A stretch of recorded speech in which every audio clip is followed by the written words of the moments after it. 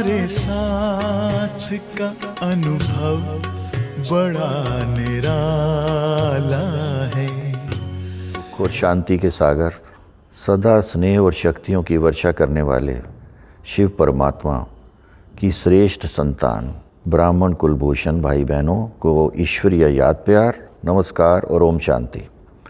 आप सभी जानते हैं कि संगम युग काल चक्र का वह समय है जबकि स्वयं निराकार शिव परमात्मा अपना धाम छोड़कर इस पतित धरती पर ज्ञान यज्ञ की स्थापना करते हैं।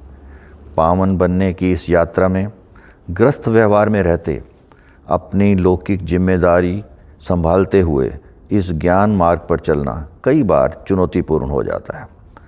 ऐसे समय पर हम ब्राह्मण ईश्वरीय परिवार के अन्य सदस्यों के अनुभवों का लाभ लेकर फिर से दृढ़तापूर्वक चलने लगते हैं। 4 अक्टूबर 2021 की साकार वाणी से प्रेरणा लेकर हम सभी ने इस कार्यक्रम को आरंभ किया था, जिसमें बाबा ने 1-2 के याद के अनुभवों को सुनने सुनाने की श्रीमत दी थी। मेरा बाबा मेरा अनुभव की इस अनोखी श्रृंखला के माध्यम से हम सभी भाई बहनों के याद के अनुभवों की लेन देन कर रहे हैं, जिसका एकमात्र लक्ष्य सभी के पुरुषार्थी जीवन को सरल और सहज बनाना है। हमें यह पूर्ण विश्वास है कि अनुभवों के यह मोती आपकी रूहानी यात्रा को दृढ़ता, उमंग, उत्साह और शक्ति से भर देंगे। ओम शांति। ओम शांति। आप सभी भाई बहनों का मेरा बाबा मेरा अनुभव के दूसरे सीजन में हार्दिक अभिनंदन है। पहले सीजन की सफलतापूर्वक समाप्ति के बाद हम फिर से आपके समक्ष हमारे भाई बहन तथा वरिष्ठ दीदियों की प्रेरणादायक अनुभव लेकर आए हैं, जो हमें अपने पुरुषार्थ को तीव्र करने में अवश्य मदद करेंगे। तो आज हम सभी को अपने अनुभवों का लाभ देने आ रही हैं सरलता को अपने जीवन का श्रृंगार बनाए हुए सदा उमंग उत्साह में रह सभी को उमंग उत्साह में रखने वाली, परिवार को ईश्वरीय स्नेह के सूत्र में बांध एकता में चलाने वाली हम सभी की अति सम्माननीय आदरणीय कोकिला दीदी जी। ओम शांति दीदी। ओम शांति। दीदी जन्म से ही इस ज्ञान के संपर्क में आ गई थी तथा साकार मम्मा बाबा से भी मिले। इन्होंने अपना जीवन 1985 में ईश्वरीय सेवाओं में समर्पण किया है तथा 2018 में गवर्नमेंट स्कूल से प्रिंसिपल के पद से रिटायरमेंट ली है। वर्तमान समय दीदी रजौरी गार्डन संबंधित पंजाबी बाग सेवा केंद्र का कुशलतापूर्वक संचालन कर रही हैं। दीदी आपका बहुत बहुत स्वागत है इस कार्यक्रम में। आप आए और इस कार्यक्रम की शोभा और भी बढ़ गई है। दीदी हम आपसे ये जानना चाहते हैं कि सेवा केंद्र पर इतने मजबूत ब्राह्मणों के संगठन को चलाने के लिए आप ज्ञान की कौन सी विधि अपनाते हैं, ये आप हम ब्राह्मणों को बताएंगे। इससे हम प्रेरणा लेकर के और भी ब्राह्मण का संगठन मजबूत होगा।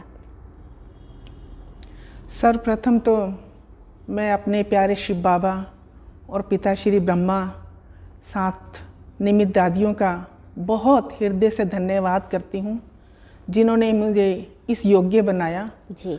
और इसके साथ ही मैं आदरणीय शक्ति दीदी और भाई साहब का भी धन्यवाद करती हूँ, जिन्होंने मुझे आज इस कार्यक्रम में अवसर दिया।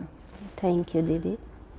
और जो पूछा गया है उसमें मैं सर्वप्रथम यही बताना चाहूँगी कि ज्ञान की धारणा में मैंने बाबा की शिक्षा अनुसार जी एक पक्की धारणा कर रखी है कि मांगने से मरना भला।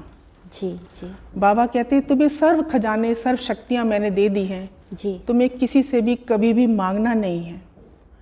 और फिर हमें चाहिए ही क्या, जब हमारा सारा जीवन ईश्वरीय सेवाओं में समर्पित है और हम दूसरों के कल्याण की बात ही सदा करते रहते हैं, तो फिर मांगने की आवश्यकता भी नहीं होनी चाहिए जी। पर बाबा कभी कभी कहते हैं कि हम कई बार रॉयल रूप से भी मांगते हैं जी। कि इच्छा तो नहीं है लेकिन अच्छा लगता है। तो ये भी एक तरह से सूक्ष्म में कोई ना कोई भाव है लेने का। जी इसका अर्थ ये नहीं है कि हम दूसरों को सेवा ना बताएं। जी मैं सेवा हमेशा बताती हूँ, क्योंकि 1984 में जी जब मैं वक्त बाप दादा से मिल रही थी जी तो बाबा ने कहा था, जब मैंने बाबा को अपनी इच्छा बताई कि मैं तन मन धन से ईश्वरीय सेवा करना चाहती हूँ, तो बाबा ने कहा था कि धन की सेवा दूसरों से करवाना ये भी धन की सेवा होती है, ये राज हमेशा याद रखना। जी तब से मैंने एक गांठ बांध ली कि सेवा खुद भी करनी है और दूसरों से भी करवानी है। जी जब हम कार्य वो खुद करते हैं पहले, जी। जैसे मैं जॉब करती थी तो मुझे लगता था मैं तन मन धन हम गाया हमने भक्ति में वैसी ही सेवा करूं, और बाबा ने भी इशारा दिया था कि दूसरों से भी करवानी है। तो दूसरों से भी जब हम करवाते हैं, उनको भी इस कार्य में सहयोगी बनाते हैं, तो हमारा भाग्य तो बनता ही है, साथ साथ अनेक आत्माओं का भी भाग्य बनता है, उनका भी तन मन धन सफल होता है। लेकिन हमारा ये सारा कार्य करते हुए सदा ही अनासक्त भाव हो, ऐसी मेरी ज्ञान की धारणा सदा रही है। बहुत अच्छी रीति से आपने समझाया दीदी कि संगठन को कैसे मजबूत बनाएं, बहुत ही सुंदर शब्दों में। दीदी मैं ये पूछना चाहती हूँ कि ज्ञान की कौन सी विधि आप अपनाते हैं संगठन को मजबूत करने के लिए? जब भी मैं विशेष मॉर्निंग क्लास कराती हूँ, उसमें हर एक को आत्मिक दृष्टि से देखती हूँ, क्योंकि हर आत्मा अपना बिल्कुल एक्यूरेट पार्ट बजा रही है। और कोई संगठन के हिसाब से मेरे सामने कोई बात आती है तो मैं हमेशा सकारात्मक चिंतन करती हूँ जी। और उस सकारात्मक चिंतन के वाइब्रेशन ऐसे होते हैं कि वो समस्या कभी फील ही नहीं हुई। हर बात मुझे खेल की तरह लगती है, और मेरे स्वभाव से भी सब कहते हैं कि एक परिवार की फीलिंग आती है। और बाबा को भी मैं हमेशा किसी ना किसी संबंध से ही हमेशा याद करती रहती हूँ, और ये समझती हूँ जैसे ये मेरा सारा परिवार है। और अपने परिवार में जैसे कितना एक अपनापन होता है, एक मेल जोल होता है, एक आत्मिक भाव होता है, एक सूक्ष्म प्रेम होता है। उन्हीं सब भावों को लेकर मैं संगठन को मजबूत बनाने में परमात्मा को अपना साथी समझती हूँ, और उसकी प्रेरणा अनुसार ही सारा कार्य निर्विघ्न चलता ही रहता है। जी जी दीदी, बहुत बहुत थैंक यू दीदी, बहुत ही सुंदर शब्दों में आपने समझाया। योगाभ्यास के किस विषय पर आपकी विशेष रुचि रहती है?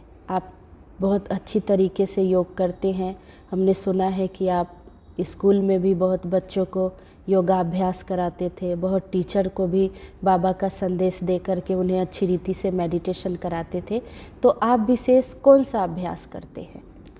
सबसे पहले तो मैं स्वयं को अटेंटिव करती हूँ अमृत वेले से, क्योंकि बाबा की शिक्षा जो सुप्रीम टीचर है ना, वो उसकी तो यही शिक्षा है कि अमृत वेले मेरे से जो भी चाहे ले सकते हो। जी। तो जैसे आजकल हम मोबाइल चार्ज करते हैं ना, 1 घंटा चार्ज कर लिया तो सारा दिन अपने आप को शक्तिशाली महसूस करते हैं। जी। ऐसे अमृत वेले मैं बाबा से जैसे सारी शक्ति पहले भर लेती हूँ, और जब वो शक्ति भर लेती हूँ तो मेरे को सारे दिन में एक आत्मविश्वास बना रहता है। और आत्मविश्वास के साथ जब मैं किसी से भी बात करती हूँ तो वो सामने वाले को भी लगता है कि ज़रूर इनका कोई साथी, इनको कोई सपोर्टर है, इनको कोई गाइड कर रहा है पीछे से, जिसके कारण से ये इतनी हिम्मत से, इतने उल्लास से, निर्भय होकर ये बात करती हैं। और कभी कभी जहाँ तक स्कूल की बात है तो वो ऐसा मेरे लिए ऐसा इंप्रेशन रखते थे कि ऐसा लीडर हमने देखा नहीं। जी। अब इन लीडर बनाने वाला कौन? जी। वो परमपिता परमात्मा जो मेरे साथ बैकबोन था हर कदम पर। तो इसी ड्रेस में जाते हुए भी मुझे लगता था मैं हमेशा सेवा पर हूँ। जी। बाबा कहते हैं विश्व की आत्माओं का कल्याण करना है, और इतने सारे बच्चे, इतने सारे स्टाफ मेरे संपर्क में आया है, तो मुझे इसका लाभ लेना है, परमात्मा का संदेश जरूर देना है। जी। तो कभी कभी मैं शब्दों में तो नहीं दे पाती थी, क्योंकि वहाँ के वातावरण को देखते हुए कभी कभी चुप भी रहना पड़ता था, लेकिन मैं हमेशा मन से उनके लिए यही भाव रखती थी कि ये भी बाबा के बन जाए, इतना अच्छा हो जाए। तो उनको कभी ना कभी बाबा का प्रसाद खिलाकर भी उनका मन जीतने की कोशिश करती थी। लेकिन फिर भी पार तो सबका अपना अपना है, और हर आत्मा को, हर स्कूल में बच्चे को भी पता था कि ये दीदी जो है या भगवान जी का फोटो लगाती हैं। तो भगवान जी की फोटो वाली दीदी हमें पढ़ाती थी। आज बच्चे बड़े बड़े हो गए हैं लेकिन आज भी वो ओम शांति कहकर मिलते हैं तो मैं बहुत खुश होती हूँ कि बाबा के साथ इनका संबंध बना रहे। जी दीदी, आपने बहुत ही अच्छे तरीके से समझाया कि कैसे आप कहीं कहीं शब्दों के द्वारा और कहीं कहीं मन के द्वारा दूसरी आत्माओं को आप बाबा का संदेश देती हैं और उन्हें भी बाबा शिव बाबा परमात्मा से जोड़ने की कोशिश करती हैं। दीदी, आप योग में अपने लिए विशेष कौन सा अभ्यास करती हैं, ये आप बताएंगी? मुझे योग में विशेष किसी न किसी सामान को लेकर याद करना अच्छा लगता है जी। क्योंकि जब हम सामान्य रूप से बैठते हैं तो बुद्धि कहीं ना कहीं चली जाती है जी। और जब सामान को लेते हैं और विशेष मेरा को जो सामान प्रिय है, मैं सर्वशक्तिवान हूँ, मैं मास्टर सर्वशक्तिवान हूँ। हमेशा जब मैं इस सामान को लेके याद करती हूँ, मैं मास्टर सर्वशक्तिवान हूँ, तो कोई समस्या मुझे नज़र ही नहीं आती। ऐसे लगता है कि परमात्मा मेरे साथ हैं, अब तो मैं विजयी आत्मा हूँ ही, प्रश्न का कोई सवाल ही नहीं उठता। तो मैं सामान को लेकर याद करने में ज़्यादा इंटरेस्ट रखती हूँ और यही कोशिश मेरी रहती है। जी, तो आप योगा अभ्यास में विशेष मैं मास्टर सर्वशक्तिमान हूँ, हाँ। इस अभ्यास इस स्वमान को लेकर आप योग करती हैं और विश्व की आत्माओं को भी आप सकाश देती हैं कि ये है। एक बार ऐसी परिस्थिति में एक छोटी सी बात बताना चाहूँगी कि पीछे एक बार थोड़ी तबीयत ऐसी हुई कि चला नहीं जा रहा था, टेम्परेचर हो गया ज़्यादा कि चला नहीं जा रहा था जी। उस दिन स्कूल में पहुंचना बहुत ज़रूरी था जी। तो मैंने यही संकल्प किया, मैं मास्टर सशक्तिवान हूँ, मैं मास्टर सशक्तिवान हूँ, मैं मास्टर सशक्तिवान हूँ। इस अभ्यास से ही मैं स्कूल में पहुंच गई और मैं इधर से क्लास करा के साथ साथ दोनों सेवाएं चलती थी, इधर बाबा की अलौकिक सेवा और सेंटर पे रहते रहते इसी ड्रेस में स्कूल में जाना।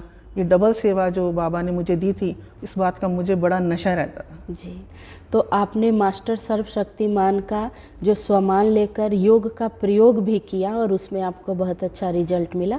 बहुत अच्छा दीदी, आपने बहुत ही सुंदर शब्दों में हम ब्राह्मण आत्माओं को ये संदेश दिया है कि हम कैसे स्वमान में रह करके अपना योग का प्रयोग भी कर सकते हैं।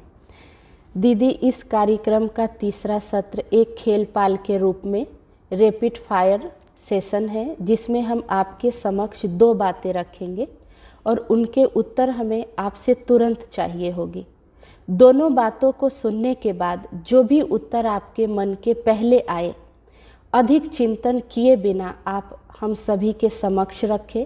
2 में से एक उत्तर का चुनाव करने का अर्थ ये बिल्कुल भी नहीं होगा कि आप दूसरे विकल्पों को कम पसंद करते हैं, तथा हमारा लक्ष्य आपकी विशेष रुचि को जानना है।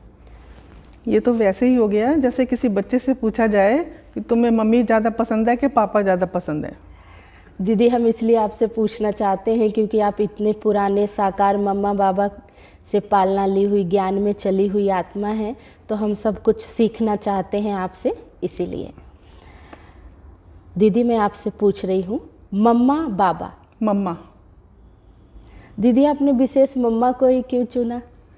क्योंकि माँ एक पालना का रूप होती है और मम्मा के बारे में मैं सुनती आई हूँ कि बाबा जब सीधा सीधा कोई बात सुना देते थे तो बच्चे कई बार उसे हजम नहीं कर पाते थे जी। तो मम्मा क्या करती थी, जैसे चिड़िया दाना चुग कर लाती है, उसको थोड़ा बच्चों के मुंह में डालने से पहले नरम कर देती है जी। तो उनको वो नरम करके उनके मुंह में डालती है। ऐसे मम्मा भी ऐसी बच्चों की बहुत पालना करती थी और मम्मा की एक झलक मुझे आज भी याद है, किस तरह से उनसे मुझे एकदम शांति के वाइब्रेशन फील हुए थे। और मम्मा वैसे भी दिल्ली में अधिक आती थी बाबा की अपेक्षा में, इसीलिए उनके साथ मेरा एक इंटरनल सूक्ष्म अटैचमेंट है। जी, ये गुण आप में भी है दीदी, आप बड़े प्यार से सबकी पालना करते हैं, इसीलिए। मुक्ति या जीवन मुक्ति? जीवन मुक्ति। दादी जानकी या दादी प्रकाशमणि? दादी प्रकाशमणि।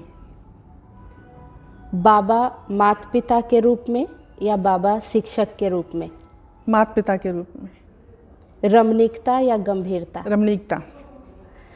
दीदी, आपने है ना बहुत ही सुंदर शब्दों में बताया। अब आप यही क्यों कह रहे हैं कि आपको ये दादियाँ में से ये वाली दादी क्यों पसंद है आपको? क्योंकि मेरा कोकिला नाम दादी प्रकाशमणि जी ने ही रखा। जी। और दादी जी की प्रेरणा से ही मैं समर्पित हुई। जब हम ट्रेनिंग में गए थे तो ये विचार नहीं था कि समर्पित होके ही आ जाएंगे। जी। ट्रेनिंग में जरूर गए थे तो वहाँ दादी जी ने एक बात कही थी, प्रकाशमणि दादी जी ने, कि मैं ये पूछती हूँ कि कल किसने देखा है? जी। तुम सब अपना जीवन ईश्वरी सेवा में लगाना चाहते हो, इसीलिए ट्रेनिंग में आए हो। जी। लेकिन मैं ये पूछती हूँ कल किसने देखा है, बस दादी बार बार यही कहती थी कल किसने देखा है। तो मैं अपने अंदर झांकने लगी कि सचमुच कल किसने देखा है। जब मुझे आना ही इस सेवाओं में है तो क्यों आज क्यों नहीं। जी। बस मधुबन में ट्रेनिंग से ही हम समर्पित हुए, इस बात का मुझे नशा है। और दादी ने मेरा नाम भी चेंज किया, कोकिला नाम, और तब से हमारी रुक्मणी दादी ने भी मुझे कोकिला बुलाना ही शुरू कर दिया। जी, तो जी। पूरे यज्ञ में इस नाम से ही फेमस हूँ। तो मुझे अच्छा लगता है बहुत कि चीफ ने मेरा नाम रखा।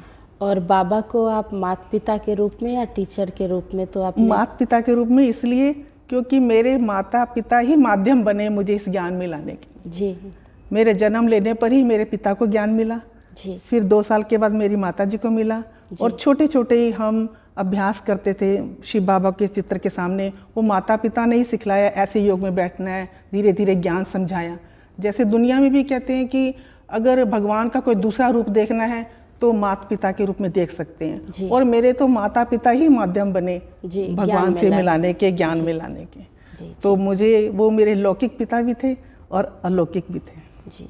और गंभीरता रमणीकता में? रमणीकता अच्छी लगती है क्योंकि गंभीरता में कई बार हम इतने गंभीर हो जाते हैं, दुनिया वाले कई बार समझते हैं खुश भी अपने जीवन से है या नहीं है। जी, ऐसे उनको लगने लगता है। जी। लेकिन जब हम रमणीकता में रहते हैं तो बाहर वालों का कोई प्रश्न नहीं उठता, समझते हैं ये तो खुश हैं, सदैव खुश दिखाई देते जी, हैं। जी। क्योंकि उनको तो बाह्य रूप ही अच्छा लगता है जी। ना। और बहुत अधिक गंभीर रहने से मुझे भी इतना अच्छा नहीं लगता। बैलेंस तो बाबा कहते हैं, जी, लेकिन जी। चॉइस की बात है तो रमणीकता की। दीदी आपका बहुत बहुत दिल से शुक्रिया। आपने बहुत ही सुंदर शब्दों में हम ब्राह्मण आत्माओं को ये ज्ञान की जो समझ दी कि कैसे संगठन को मजबूत करना है, योगा अभ्यास में कैसे सर्वशक्तिमान परमात्मा को साथी बनाकर योग का प्रयोग भी आपने बहुत अच्छा अनुभव सुनाया है।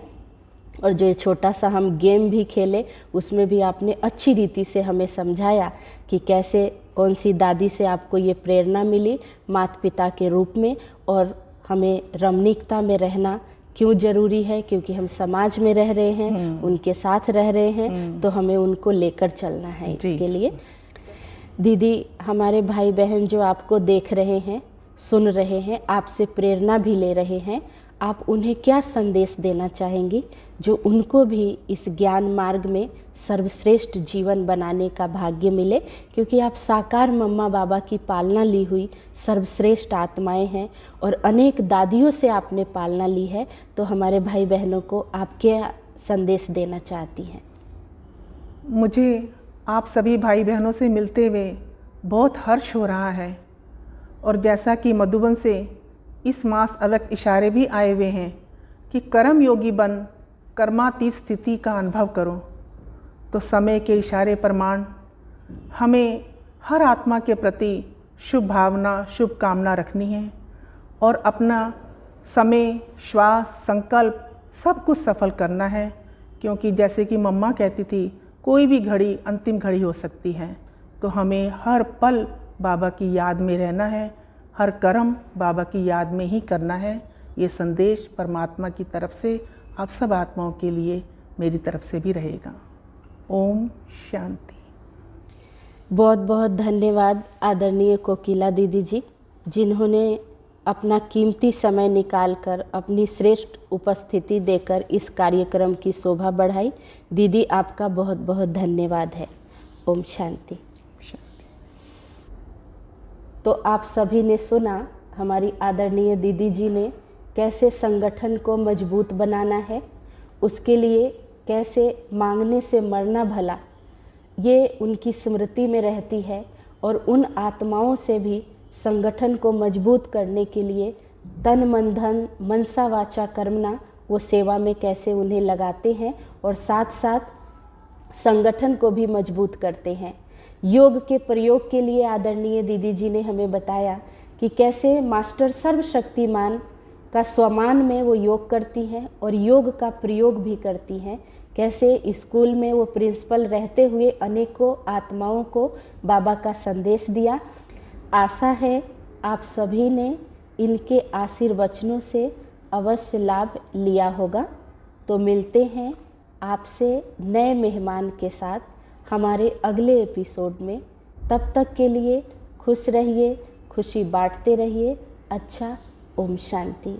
ओम शांति दीदी।